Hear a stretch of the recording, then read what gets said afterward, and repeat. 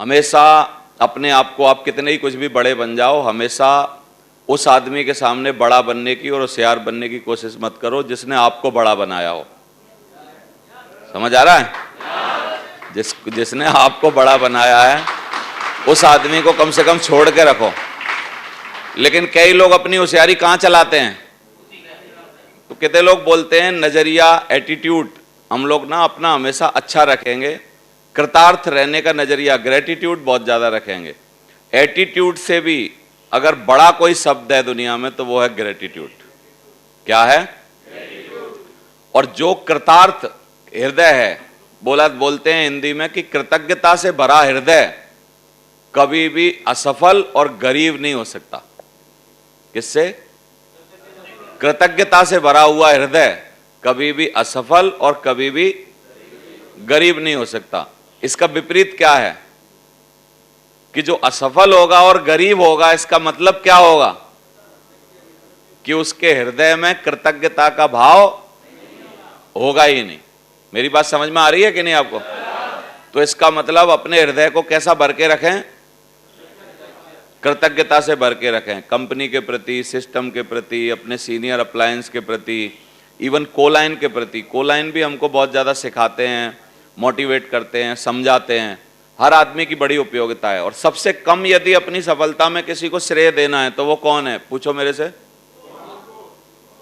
खुद। लेकिन ईगो क्या है? ईगो है। रावण में क्या था? क्या किस कारण से थी? रावण की एक गुण बताता हूं।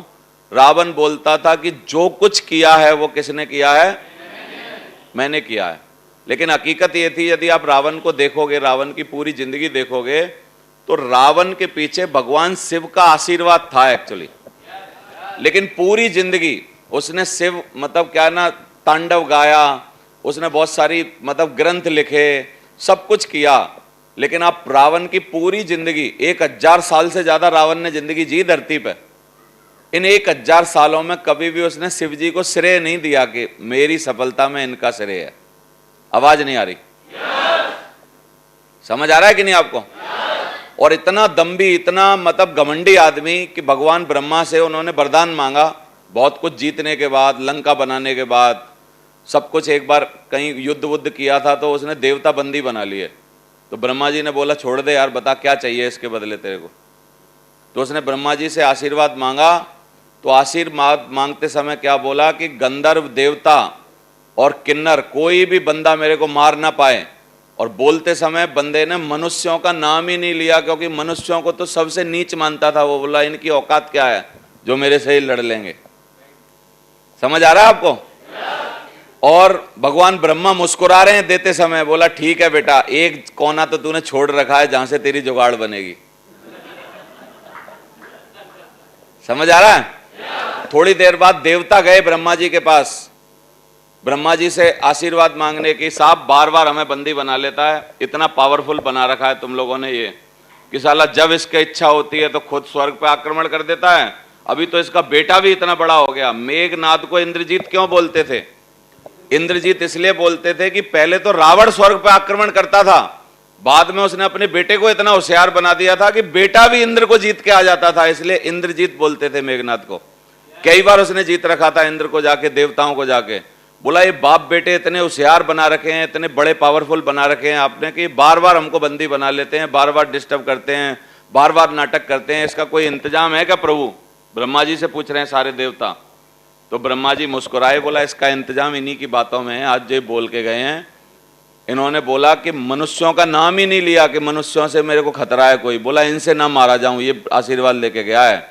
मैं बोल रहा हूं कि अगली बार थोड़े दिनों बाद भगवान विष्णु मनुष्यों का रूप लेके आएंगे, तभी ये मारा जाएगा, उससे पहले मारा नहीं जाएगा। बोला ये समझ में आ रहा है कि नहीं आपको? इसका मतलब क्या है? इसका मतलब है कि घमंड के कारण कई बार हम किसी को कुछ समझते ही नहीं है। और हमारे यहां तो घमंड बड़ी तुच्छ सी बात पे आ जाता है कि मैं गोल्ड हो गया, आप क्या मैं फॉलो अप करूंगा? तो हमेशा मेरी एक बात को ध्यान रखना है, गोल्ड हो गए हो, कोई यूएस के प्रेसिडेंट जॉन बाइडेन थोड़ी हो गए हो। या पर्ल हो गए हो, या रूबी हो गए हो, या डायमंड हो गए हो, या मैं क्राउन एम्बेसडर हो गया हूं, तो क्या हो गया हूं? कोई जॉन बार्डन थोड़ी हो गया हूं। मैंने आपको अपनी औकात नहीं बताई थी, अगर टिकिया वाले के पास जाऊं तो क्या करेगा वो? आवाज नहीं आ रही। बोलेगा साले होगा तू क्राउन एम्बेसडर, जहां का भी पैसा रख, यहां 5 रुपए की 6 है ये। समझ आ रहा है आपको? तो ये बात आपको ध्यान रखनी है हमेशा कि आप ईगो में, नजरिया, घमंड क्या है, ईगो क्या है? नजरिया अच्छा और ग्रेटिट्यूड वाले को कभी घमंड नहीं आ सकता, और घमंड उसी के अंदर प्रवेश करेगा जिसका ग्रेटिट्यूड खत्म हो जाएगा। मेरी बात समझ पा रहे हो? तो हमेशा माँ बाप के प्रति ग्रेटिट्यूड रखिए, अपने गुरुओं के प्रति, अपलाइन के प्रति ग्रेटिट्यूड रखिए। कई बार इस बिजनेस में ऐसा भी होता है कि जो आपके सीनियर मेंटर अपलाइन होते हैं कि ऐसी स्थिति हो जाती है कि लगभग आप उनके बराबर हो जाते हो, या कई बार आप उनसे आगे भी हो जाते हो, क्योंकि ये तो दौड़ है, आगे पीछे तो चलता रहेगा। जब 10 गाड़ियां एक ही रोड पे चल रही हैं तो कोई आगे निकलेगी, थोड़ी देर बाद कोई दोबारा दूसरी ओवरटेक करेगी। कितने लोगों को समझ में आ रहा है? ये तो एक नियम है, दुनिया का नियम है। मैं आपको बता रहा हूं, मेरे सीनियर हैं सुनेरी जी। सुनेरी जी के साथ में डायमंड बना, सुनेरी जी से पहले मैंने मकान बनाया, सुनेरी जी से पहले गाड़ी लाया, सुनेरी जी के साथ रहा, सुनेरी जी से मतलब लगभग उनके साथ सारे काम किए मैंने। लेकिन मैं आपको भगवान की तरफ हाथ करके बोल रहा हूं, मेरे हृदय में आज भी उनके लिए उनसे ज्यादा रिगार्ड किसी का नहीं है इस धरती पर, उनसे ज्यादा इज्जत किसी की नहीं है। तो इससे क्या फर्क पड़ता है कि आप किसी के बराबर में खड़े हो, उसकी रिकॉग्निशन पे खड़े हो, उस जैसे सारे अचीवमेंट आपके पास हैं, तो क्या उसका मतलब उसको फिर अवॉइड करना चालू कर दोगे, या उसकी इज्जत करनी बंद कर दोगे? ये तो भाई उसकी कृतार्थता है, या उसकी मतलब क्या है ना, भगवान का आशीर्वाद है कि आप उसके बराबर खड़े हो, सारी चीजें आपको मिल रही हैं, सब कुछ हो रहा है, तो इसका मतलब कृतज्ञता तो फिर भी बनती है ना। और मैं हमेशा बोलता हूं कि उनका एक सबसे बड़ा एहसान है मेरे पास, जो मैं जीते जी कभी नहीं उतार पाऊंगा, जो इस बिजनेस में उन्होंने मेरी सेल लगाई 2.5 महीने में, क्योंकि मैं 8,000 रुपये जमा नहीं कर पा रहा था, उन्होंने मेरे पैसे दिए, और उस पैसे के बदले वो आधा गिलास दूध है, वो क्या है, वो कितने लोग बोलते हैं वो आधा गिलास दूध है कि नहीं? और वो आधे गिलास दूध के बदले देवेंद्र शर्मा की पूरी टीम और देवेंद्र शर्मा की सारी जान कुर्बान है उनके लिए, कोई बात ही नहीं है। तो ये जो आधा गिलास दूध है ना, इसका हमको हमेशा मतलब मोल रखना है, ध्यान देना है, हमेशा कभी भी इसका ना ग्रेटिट्यूड अदा करना है, हमेशा भगवान के प्रति, अपलाइन के प्रति, गुरु के प्रति कृतज्ञता का भाव हमेशा रखना है हमको। और ये रखे रहेंगे तो हम बड़े बनते रहेंगे, हम लगातार चलते रहेंगे। समझ में आ रहा है?